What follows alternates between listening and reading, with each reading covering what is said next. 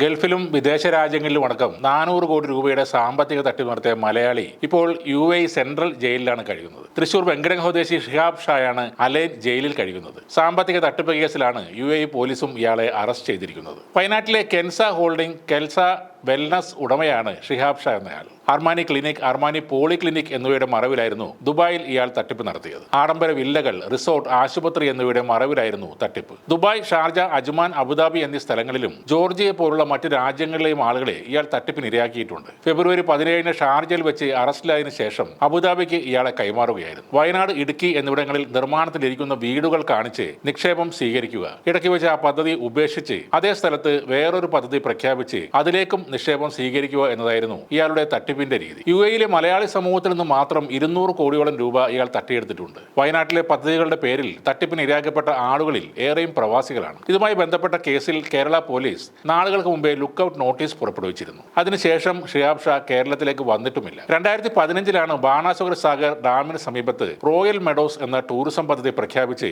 നിക്ഷേപങ്ങൾ സ്വീകരിക്കുന്നത്. ഡാമിന് സമീപത്ത് വീടുകൾ പണിത് കമ്പനി തന്നെ അവ വാടകയ്ക്കെടുത്ത് നിക്ഷേപകർക്ക് 25,000 രൂപ പ്രതിമാസം നൽകുമെന്നായിരുന്നു വാഗ്ദാനം. ഇത്തരത്തിൽ 40 ലക്ഷം മുതൽ 60 ലക്ഷം രൂപ വരെ പ്രവാസികൾ നിക്ഷേപിച്ചു. പിന്നീട് അവരുടെ ടൂറിസം പദ്ധതി നടപ്പായില്ല. വീടുകൾ പണിതു. പക്ഷേ പദ്ധതി നടപ്പിലാകാതെ 3 സെന്റ് സ്ഥലവും വില്ലയും കിട്ടിയതുകൊണ്ട് പ്രവാസികൾക്ക് പ്രയോജനം ഇല്ലായിരുന്നു. തുടർന്ന് അവരിൽ പലരും കേസിന് പോയി. 2019 വീണ്ടും ഇതേ സ്ഥലത്ത് ആയുർവേദ ആശുപത്രി തുടങ്ങുന്നു എന്ന് പറഞ്ഞ ഇയാൾ പുതിയ പദ്ധതി പ്രഖ്യാപിച്ചു. അതിലേക്കും നിക്ഷേപം സ്വീകരിച്ചു. അതിനുവേണ്ടി 2 കെട്ടിടങ്ങൾ നിർമ്മിച്ചു. പക്ഷേ ദുരന്ത നിവാരണ അതോറിറ്റിയുടെ നിർമ്മാണ നിയന്ത്രണങ്ങൾ ലംഘിച്ചുകൊണ്ടുള്ള കെട്ടിടങ്ങളായിരുന്നു അത്. ആ കാരണം കൊണ്ട് തന്നെ കെട്ടിടങ്ങൾക്ക് നമ്പർ പോലും ലഭിച്ചില്ല. ആ പദ്ധതിയും അങ്ങനെ മുടങ്ങി. ഈ 2 പദ്ധതികളിലായി പണം നിക്ഷേപിച്ച പ്രവാസികൾ നൽകിയ സിവിൽ കേസുകൾ പലതും സുൽത്താൻ ബത്തേരി, കൽപ്പറ്റ കോടതികളിൽ നിലവിലുണ്ട്. ഏറ്റവും മികച്ച NRI സംരംഭകനുള്ള അവാർഡ് മുഖ്യമന്ത്രി പിണറായി വിജയൻ നിന്നും ഏറ്റുവാങ്ങിയ ആൾ കൂടെയാണ് ഇദ്ദേഹം. ഒരു സർക്കാർ ഒരാൾക്ക് അവാർഡ് കൊടുക്കുമ്പോൾ ചുരുങ്ങിയ പക്ഷം ആ വ്യക്തിയെക്കുറിച്ച് ഒന്ന് അന്വേഷിക്കണം. അല്ലാതെ ദുരിതാശ്വാസ ഫണ്ടിലേക്കോ നവകേരള യാത്രയിലേക്കോ കനത്ത സംഭാവനകൾ നൽകിയതിന്റെ പേരിൽ സർക്കാർ ഒരാളെ ആദരിക്കരുത്. ഇത്തരം സംഭാവനകൾ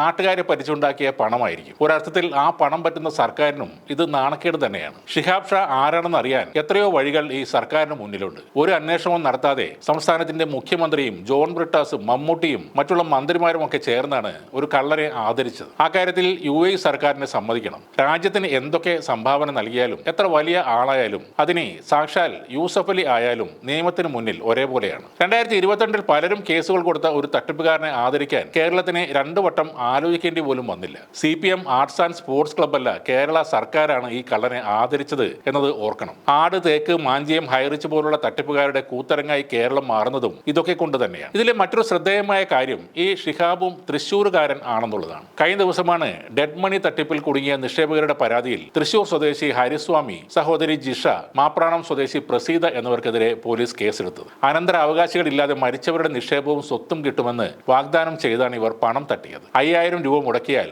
1 കോടി രൂപ വരെ മടക്കി കിട്ടുമെന്ന വാഗ്ദാനത്തിൽ വിശ്വസിച്ച് നിരവധി പേർ തട്ടിപ്പ് സംഘത്തിന് പണം നൽകിയെന്നാണ് വിവരം. ഇറിഡിയം ലോകശേഖരത്തിന്റെ പേരിലും പണം വാങ്ങിയെന്ന് പോലീസ് പറയുന്നു. പ്രവാസിയായ തൃശൂർ ആനന്ദപുരം സ്വദേശി മോഹനന് മാത്രം 45 ലക്ഷം രൂപ ഇങ്ങനെ നഷ്ടപ്പെട്ടുവെന്നാണ് വിവരം. അധ്വാനിക്കാതെ പണമുണ്ടാക്കാൻ നെട്ടോട്ടം ഓടുകയാണ് തൃശൂർ നിവാസികൾ. അത് മുതലാക്കാൻ സകലമാന കള്ളന്മാരും ഫ്രോഡുകളും അവിടെ ഓഫീസുകൾ തുറക്കുകയാണ്. അവസാനം അവരെല്ലാം ജയിലിൽ തന്നെ കൃത്യമായി എത്തുന്നുമുണ്ട്. പക്ഷേ ശിക്ഷ കഴിഞ്ഞ് ഇറങ്ങിയ ഇവർ വീണ്ടും എന്തെങ്കിലും സൂപ്പർ റിച്ച് പരിപാടിയുമായി വരും. ഈ തൃശൂർക്കാർ അതിലൊക്കെ തലവെക്കുകയും ചെയ്യും.